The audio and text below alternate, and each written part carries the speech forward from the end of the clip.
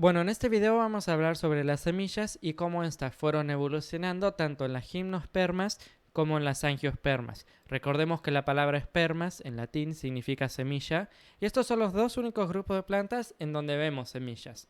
Las otras plantas evolutivamente más antiguas no producen semillas, sino que producen óvulos que están expuestos a los elementos naturales, al resto del ambiente. En las gimnospermas y en las angiospermas se producen semillas que básicamente protegen al óvulo y protegen al embrión una vez que el óvulo es fertilizado. Entonces pensemos primero en las gimnospermas, que evolutivamente son más antiguas que las angiospermas. Las gimnospermas están compuestas por todas las plantas coníferas, que esto en su gran mayoría son todos los pinos. Son todos los pinos, todo lo que piensan cuando piensan en pinos, todo lo que producen conos, esas son gimnospermas.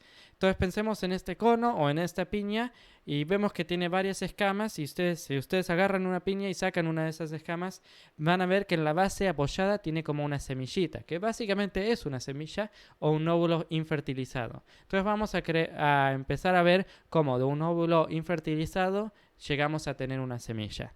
Entonces, pensemos en un óvulo. Apenas se produce el óvulo, hay tres estructuras principales.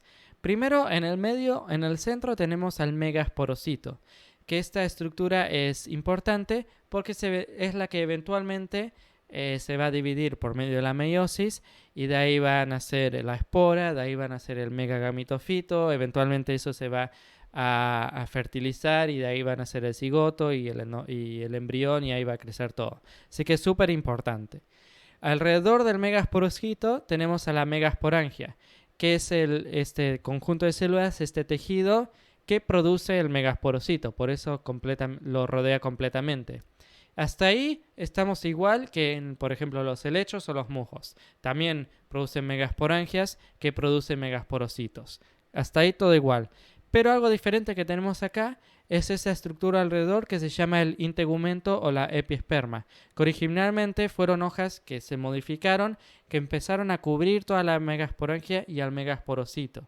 Y lo que esto produce es que produce una protección sobre la megasporangia, el megasporocito y eventualmente sobre el embrión, que lo separa del resto del medio ambiente. Entonces, si hay algún elemento natural que puede dañar al conjunto de células que hay adentro, o alguna peste que pueda haber en el medio ambiente, lo separa y lo protege y no deja que nada entre y dañe al megasporocito o eventualmente al embrión. Y eso es algo que solo vemos en las semillas. Este integumento solo se encuentra en las semillas. Algo que todavía no mencioné, pero que va a ser importante, es que en todos mis dibujos, cada vez que vean algo pintado en lila, eso significa que es una estructura o es una célula diploide. Y si ven algo pintado en este celeste azul, significa que es una célula o un tejido haploide, que es justamente lo que vamos a ver ahora, porque el megasporocito se va a dividir por medio de la meiosis y llegamos a tener esta célula que es totalmente haploide. Ahora ustedes me dicen, pero si de un megasporocito que se divide por meiosis, ¿cómo solo terminamos con una célula? Porque normalmente la meiosis se divide en 4. Y es lo que pasa en el megasporocito, pero en vez de producir solo 4, bueno, produce solo 4, pero de esas 4 solo sobrevive y solo se nutre una.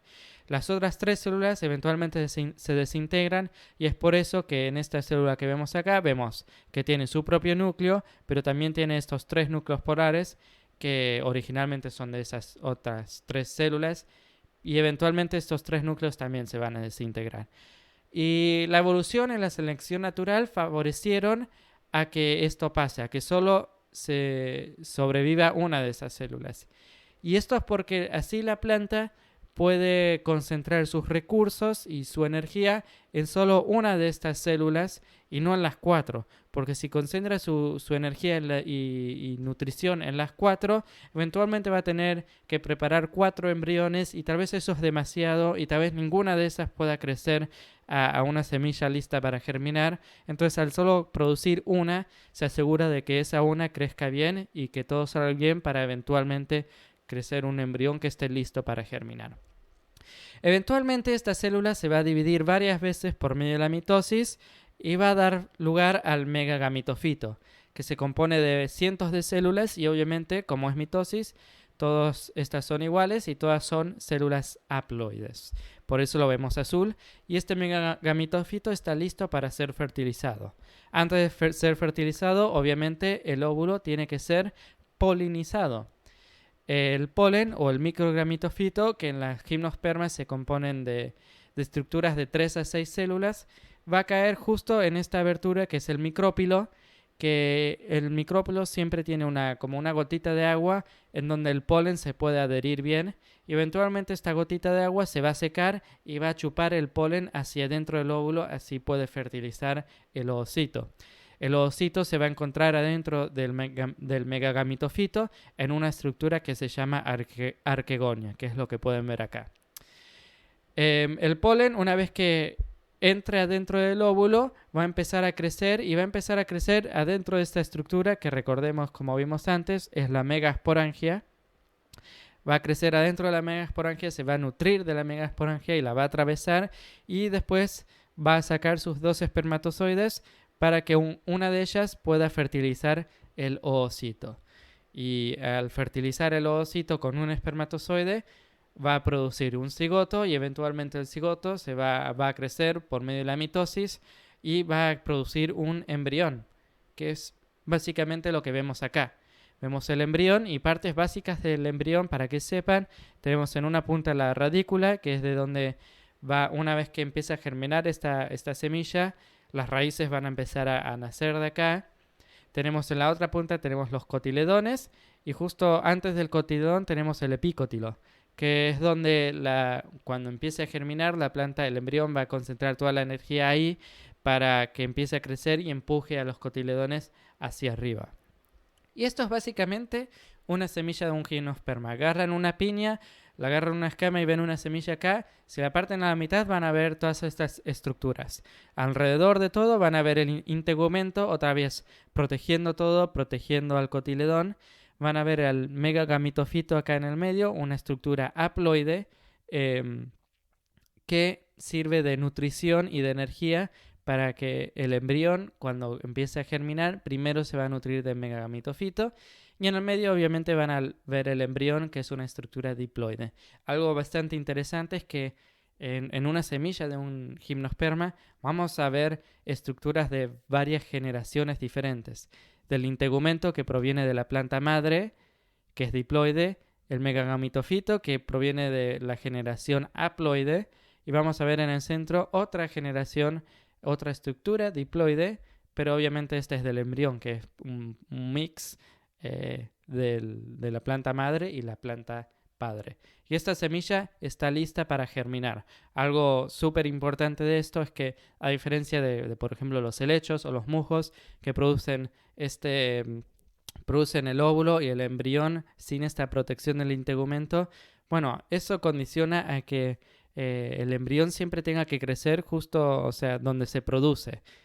No puede ser transportado muy lejos. Al tener este integumento que protege al embrión, podemos agarrar esa semilla, tirarla donde sea, viento o agua lo puede mover y va a seguir sobreviviendo porque está protegido y va a poder germinar en algún otro lugar días, semanas, meses o incluso años en algunas plantas después de haber sido producido. Y eso es básicamente cómo de un óvulo llegamos a una semilla en las gimnospermas. Las angiospermas son, evolutivamente hablando, más modernas. Son todas las plantas que incluyen flores, incluyen frutos. Y tienen algún par de particularidades, son bastante parecidas a las gimnospermas en cómo producen semillas, pero con un par de particularidades que vamos a abordar ahora mismo. Entonces pensemos en una angiosperma típica, con una flor típica que tiene el pistilo, el órgano sexual femenino, y en la base del pistilo es donde encontramos el óvulo. Entonces vamos a centrarnos ahí. El óvulo, para comenzar, totalmente igual que las gimnospermas. Megasporocito, megasporangia, integumento rodeando todo con esta abertura del micrópilo. Todo igual. El megasporocito se va a dividir por medio de la meiosis y va a producir esta única célula. Hasta ahora todo igual que las gimnospermas. Ahora algo diferente es que esta célula se va a dividir por medio de la mitosis, pero a diferencia de las gimnospermas, que se dividía en un megagamitofito con cientos de células, acá nos dividimos en un megagamitofito o un saco embrionano, pero solo de 7 células. Y hay 7 células bien particulares. Las 3 acá de acá arriba se llaman antipodales. Su función no estamos 100% seguros de qué es. Se cree que tienen algo que ver con la nutrición del embrión después, pero todavía no estamos bien seguros de cuál es su función. Luego tienen esta célula en el centro, la célula central, que tiene 2 núcleos. Y es bastante particular y en un ratito vamos a hablar de cuál es su función, por qué es tan importante. Y acá abajo, en el medio, tenemos el ovocito, que está esperando a ser fertilizado y de ahí crecerá el cigoto y el resto. Y a los lados del ovocito tenemos estas células sinérgidas, que son bien particulares, tienen una función súper importante, que es emitir una señal química que le dice al polen: hey, acá está el ovocito, lo tengo acá en el medio, acá está el micrópilo, por donde tenés que entrar, vení y fertiliza al ovocito. Esto es súper importante porque pensemos en nuestra flor típica, tenemos el óvulo en la base del pistilo, pero el polen cae y se adhiere justo en la otra punta del pistilo. Entonces tiene que formar todo un tubo que baje todo por acá, que justo entre por esa abertura, por el micrópilo, y que ahí pueda fertilizar al óvulo. Entonces esas sinergias producen esa señal química para que el polen sepa por dónde entrar, que es básicamente lo que vemos acá. Vemos el polen, que algo que no mencioné es que el polen en las angiospermas está compuesto solo de 3 células. La célula básicamente del tubo que va creciendo y va siguiendo esa señal química de las sinérgidas, y estos 2 espermatozoides. Y ahora, tiene 2 espermatozoides por una cuestión bastante particular. Un espermatozoide va a fertilizar al ovocito. Y esto de ahí va a crecer el cigoto y va a nacer el embrión y todo normal, todo igual que las gimnospermas y todo igual que en todas las plantas. Pero el otro espermatozoide va a fertilizar esta célula central. Y vamos a tener básicamente 3 núcleos que se unen y vamos a crear un tejido que se llama el endosperma, que no es haploide, no es diploide, sino que es triploide, que las 2 núcleos de célula central y el núcleo del espermatozoide, que todos se combinan y por eso lo vemos en verde. Y este endosperma es súper importante porque el embrión, una vez que empiece a germinar, primero se va a nutrir del endosperma, que está lleno de energía, lleno de nutrición para que el embrión pueda crecer. Por eso cuando nosotros comemos semillas, por ejemplo, y nos alimentamos de semillas, básicamente nos estamos alimentando de endosperma, que está lleno de energías, de calorías de las cuales nosotros nos podemos alimentar. Entonces esto es básicamente una semilla